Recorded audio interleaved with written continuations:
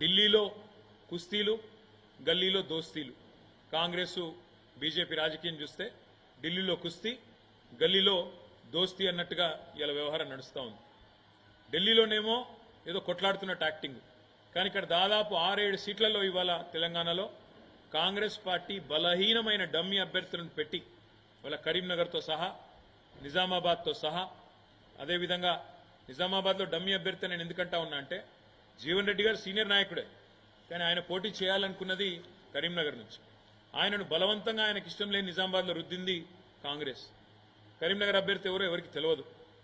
సికింద్రాబాద్ అభ్యర్థి అసలు ప్రచారం కూడా దాదాపు లాస్ట్ 10 రోజుల వరకు చేయలేదు. మల్కాజ్గిరి అభ్యర్థి ఆ ప్రాంతం కనీసం సుపరిచితం కూడా కాదు, పరిచయం కూడా లేదు. ఇట్లా 6-7 సీట్లలో డమ్మీ అభ్యర్థులను పెట్టి రేవంత్ రెడ్డి గారు మరి బీజేపీని గెలిపించడానికి కిషన్ రెడ్డి కంటే ఎక్కువ రేవంత్ రెడ్డి కష్టపడ్డాడన్న మాట